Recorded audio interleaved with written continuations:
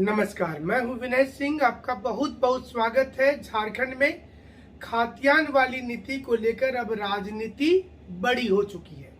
कांग्रेस के मंत्री एक एक करके बयान देख रहे हैं। देखिए आगे आगे होता है क्या। कई मंत्रियों ने आज बयान जारी कर दिया और यही तो होना था। ये पहले से क्या प्लान था 1932 का खाद्यान्न, और क्या इससे युवाओं को फायदा की जगह नुकसान हो जाएगा, इस पर आज विश्लेषण करेंगे और ये बताएंगे कि 1932 के खाद्यान्न में आखिर क्या जादू छुपा हुआ है कि इसके आते साथ ही झारखंड में लोग युवा नौकरी की तलाश भूल जाते हैं और वो सड़क पर आने लगते हैं। जी हाँ, 1932 का खाद्यान्न जैसे ही शुरू हुआ और जैसे ही इसकी नींव को रखी गई कि ये पारित हो गया है, अब पूरी स्थिति बताएंगे। ये बताएंगे खाद्यान्न है क्या, ये बताएंगे कि 9वीं अनुसूची क्या है, 9th शेड्यूल क्या है जिसे लेकर चर्चा चल रहा है, और ये भी बताएंगे कि क्या सरकार ने तो अपना काम कर दिया है, तो क्या 1932 का खाद्यान्न लागू होकर रहेगा या फिर अभी बहुत कुछ होना बाकी है। और इस सबके बीच में केंद्र सरकार का रुख क्या होगा,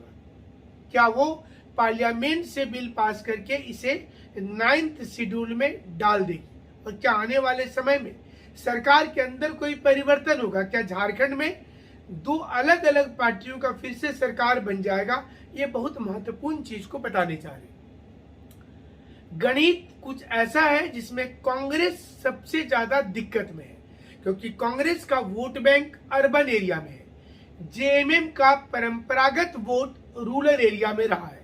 यही कारण है कि कांग्रेस के वोटर्स जो है वो आउटसाइडर ज्यादा है और जेएमएम के जो वोटर हैं वो मूलवासी ज्यादा है। जेएमएम ने जिस गेंद को फेंका है और जिस गेंद को बीजेपी की ओर डाला है, उससे सिर्फ बीजेपी वाले आउट हो जाएंगे या फिर कांग्रेस भी इसके चपेट में आ जाएंगे। इसे देखकर अब आप सोचिए कि कांग्रेस के मंत्री अब बयान देना शुरू कर दिए हैं। उनका कहना है कि रिजर्वेशन तो बहुत अच्छा किया, लेकिन 1932 क्या आपने अच्छा किया? क्या 1932 से जेएमएम की नैया पार लग जाएगी 24 और 25 के चुनाव में? ये गणित को समझिए। उसके साथ साथ आपको बता दें कि 1932 का खाद्यान्न आखिर है क्या और क्यों इसे लेकर इतना विवाद शुरू हो गया। देखिए, कैबिनेट ने बिल पास किया, मिठाई बटी, होली और अबीर की पूरी गुलाल चले, लोग आतिशबाजी किए, लेकिन इसी बीच कुछ घंटे के अंदर ही विरोध शुरू हो गया। सरकार के अंदर भी शुरू हो गया, चौक चौराहे पर भी शुरू हो गया। क्या इस सबके बीच में युवा को नौकरी मिलेगी? और दूसरी बड़ी खबर यह है कि क्या जेएसएससी की जो पाइपलाइन में वैकेंसी थी, जेएसएससी सीजीएल या जेपीएससी को भी ले लीजिए, या फिर टीचर वाली जो बहाली आ रही है, क्या ये सब कुछ हो पाएगा? इतना आसान हो जाएगा नौकरी लगना? ये समझने की जरूरत होगी कि रमेश हांसदा केस में जो फैसला रिजर्व है, अगर हाईकोर्ट ये बोल देती है कि स्थानीय नीति गलत है, तो फिर क्या होगा? सर्टिफिकेट पॉलिसी अगर रद्द हो जाती है तो नई वैकेंसी क्या लानी पड़ेगी, फिर से डेट निकलेगा, और ये सबके बीच में फिर से नई स्थानीय नीति बनाने की कवायद भी शुरू हो जाएगी, जिसमें ये देखना पड़ेगा कि उस नीति में 1932 के खाद्यान्न को लागू किया जाएगा। अब जरा सोचिए कि 1932 का खाद्यान्न plus certificate policy plus Hindi regional से बाहर, ये 3 समीकरण अगर सरकार फिर से बना दे तो क्या होगा? समीकरण कोई भी बने, मामला न्यायालय में जाना तय हो जाता है, और ये सब कुछ को लेते देते 1 से 2 साल निकल जाता है। फिर एक बहुत अच्छे हमारे व्यूअर ने हमें मैसेज किया है कि उत्सुक होकर जब बच्चे ने अपनी माँ से पूछा क्या होगा उसके बाद, तो मम्मी ने अंत में उत्तर दिया, बूढ़ी होकर मर जाऊंगी उसके बाद। इस एक लाइन का आप बहुत ही गूढ़ रहस्य को समझ सकते हैं। युवा बूढ़े होकर रिटायर कर जाएंगे, युवा पस्त हो जाएंगे कि उन्हें अब तैयारी करनी ही नहीं है, नौकरी के बारे में सोचना ही नहीं है। आप सिर्फ इसी चीज को करते रहे, सरकार से वो रिक्वेस्ट करेंगे कि आप ऐसे करते रहिए। चाहे सरकार पुरानी थी, नई थी या फिर कोई दूसरी सरकार आएगी, वो युवा के बारे संभवतः सोचना छोड़ चुकी है। लेकिन जरा सोचिए, अपने लिए हेलीकॉप्टर की बात करना, अपने लिए फॉर्च्यूनर गाड़ी रखना, इंडेवर गाड़ी रखना, बंगला बनवाना, ये सारी चीज को करने में कितना मिनट का समय लगता है। सारी पार्टियां एक हो जाती है, क्या पक्ष और क्या विपक्ष। लेकिन जब युवा और जनता को बांटने की बात आती है तो फिर नए नए कानून सामने आते हैं। ये कानून कभी नहीं आता कि नौकरी सब कोई को देंगे, कब देंगे, कैसे देंगे, बोलना मुश्किल है। जो लोग आज दिवाली और होली मना रहे, लड्डू खिला रहे, क्या उन्हें नौकरी मिल जाएगी? क्या आपको लगता है कि उन तमाम लोगों को 1 साल के अंदर नौकरी मिल जाएगी? इसमें से कई ऐसे भी स्टूडेंट होंगे जो पिछले 7-8 साल से तैयारी कर रहे होंगे। सपना पिछली सरकार ने भी दिखाया था, सोनी कुमारी का केस हो गया, 6 साल चले गए, लगी हुई नौकरी लोगों की ध्वस्त हो गई। यानी कि जिन लोगों को आशा था कि उनको नौकरी मिलेगा, वो नौकरी उनके हाथ से पूरी की पूरी छिन गई। तो आगे क्या होगा, फिर क्या होगा उसके बाद? अब उत्तर आप ही को देना है कि उसके बाद क्या होगा। क्या 1932 अंतिम पड़ाव है? इसके बाद कोई किसी प्रकार का विवाद नहीं होगा और सीधे तौर पर युवा जो तैयारी कर रहे हैं उनको नौकरी मिलने लगेगी। चलिए 1932 के खातियान को पहले बता देते हैं, फिर राजनीति भी आपको समझाएंगे कि क्यों इस समय में इसे लाया गया है। 1932 के खातियान में पहले आप ये जानिए कि ये खातियान जो है एक खतियोनी शब्द से बना, जिसका अर्थ ही होता है कि किसी मौजा में पूरा वर्णन, प्रत्येक किसान का नाम हो, पिता का नाम हो, रकबा का नाम हो, प्लॉट नंबर हो, जिला और सरकार जिसने आपको दिया है, पूरा पता और विवरण लिखा हुआ है, उसे खतियान कहते हैं। इसके साथ साथ आप अक्सर सुनते होंगे गैर मजरूआ जमीन, यानी कि वैसी जमीन जिसको पुराना सर्वे में किसी भी रैयत को उस समय का जमींदार द्वारा बंदोबस्त नहीं किया जा सका था। और गैर मजरूआ जमीन 2 तरह का होता है। एक तो आम गैर मजरूआ होता है, जो सरकारी रास्ता, पहाड़ आप देखते होंगे, सरकारी रास्ता और पहाड़ और सैरात जो होते हैं। और दूसरा खास गैर मजरूआ होता है जो किसी के लिए लिख दिया जाता है। यहाँ पर बंजर भूमि, कृषि योग्य भूमि, गैर कृषि भूमि, खेती के लिए भूमि, ये सारी भूमि भी इसके अंतर्गत आ जाएंगे। अब कोल्हान की भूमि को अगर देखिए तो वहां 1908 में एक सर्वे हुआ था, लेकिन इसके बाद झारखंड में अंतिम बार सर्वे सेटलमेंट 1932 एवं 1933 में शुरू हुआ और 1935 में पूरा हो गया।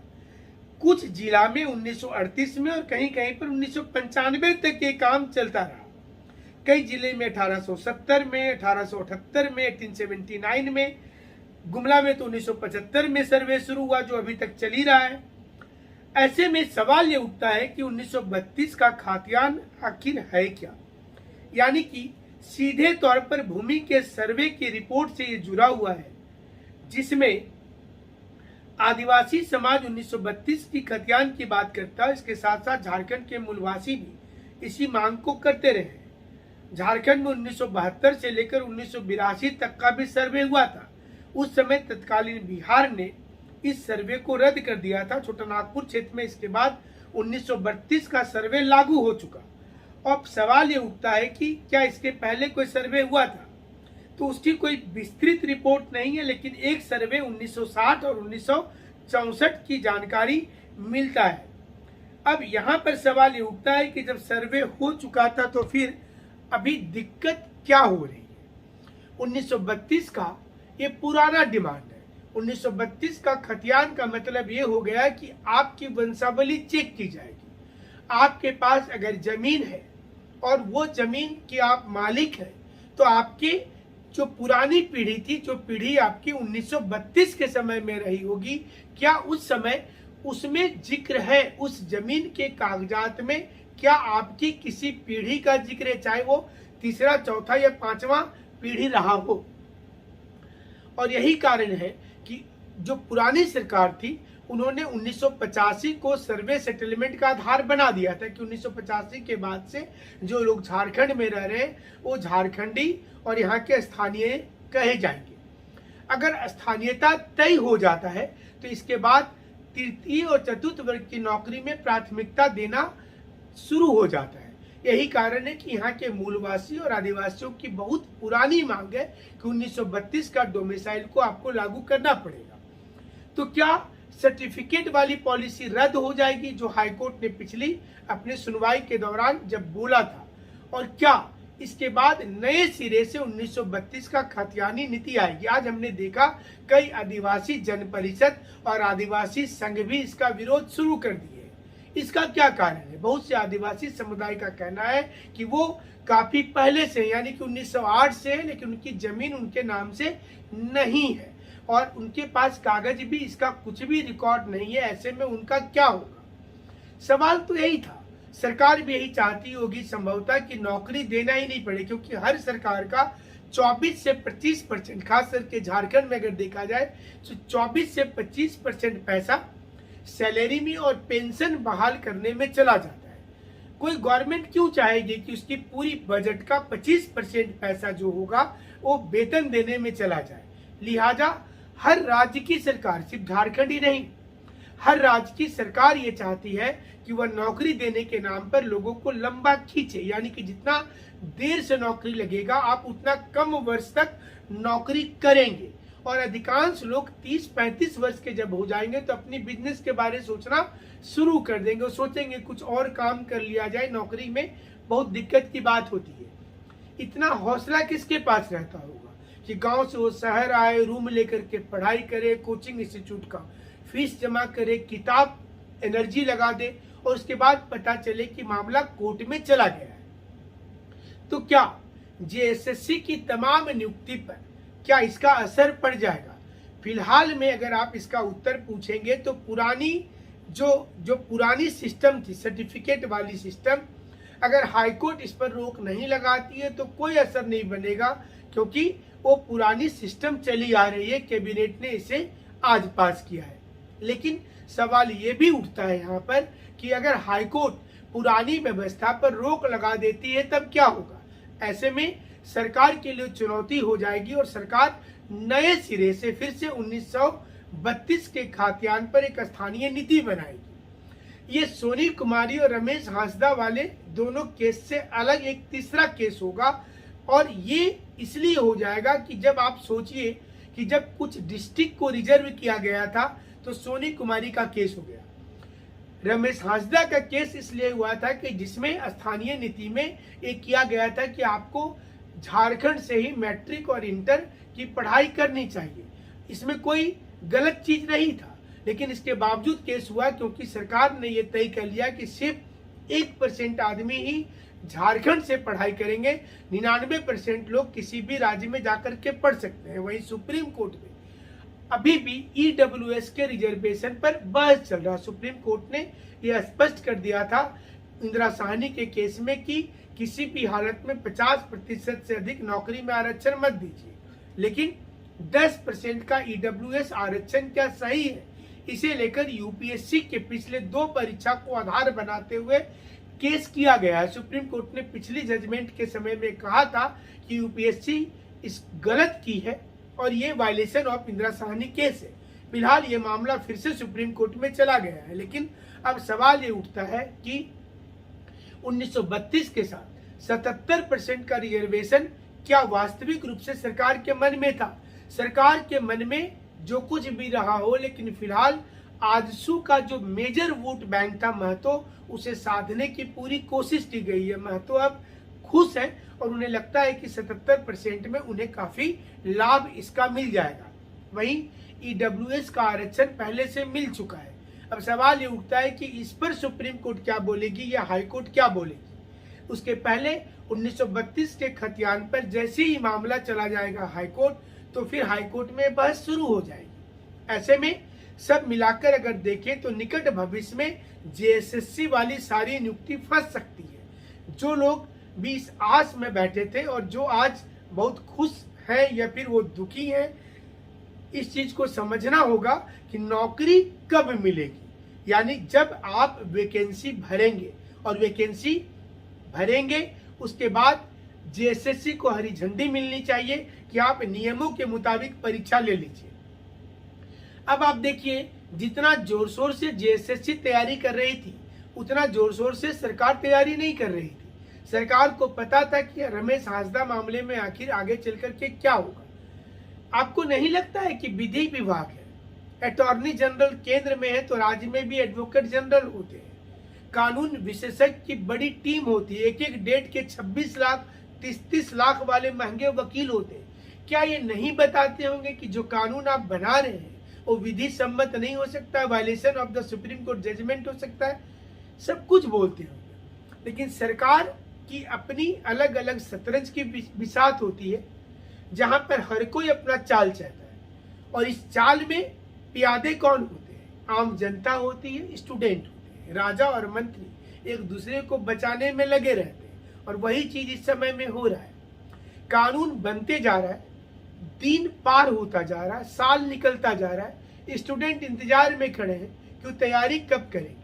केंद्र की नौकरी का भी वही हाल है, राज्य सरकार की नौकरी का वही हाल है, स्टूडेंट करे तो क्या करे। इसलिए सरकार को जवाबदेही लेनी होगी।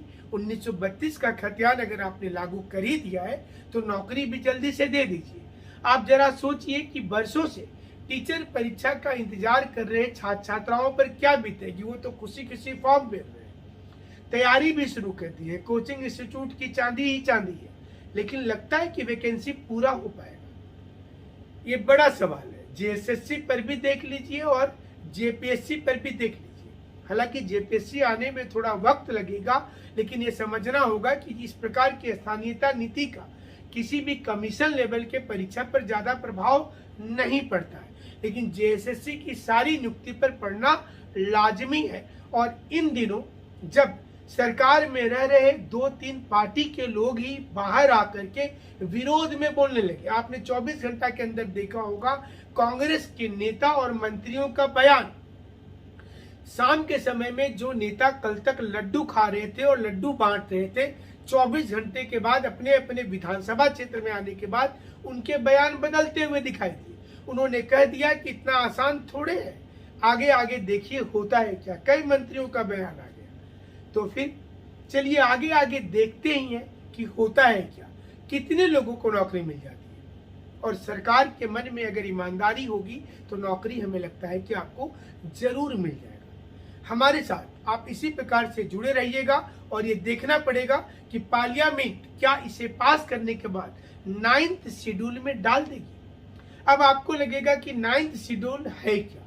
अगर कोई भी कानून राज्य सरकार जो बनाती है और संसद द्वारा इसे पारित करने के बाद अगर 9th शेड्यूल में डाला जाए तो फिर उस पर जुडिशियल रिव्यू नहीं होता है, न्यायालय उस पर पुनर्विलोकन नहीं कर सकती है, क्योंकि पूर्व में भी 1932 के खतियान वाले मैटर पर कोर्ट ने नाराजगी जाहिर करते हुए इसे खारिज कर दिया था। सोचिए कि पहले न्यायपालिका एक बार इस मामले को सुन चुकी है तो फिर से न्यायपालिका के लिए कितना आसान होगा।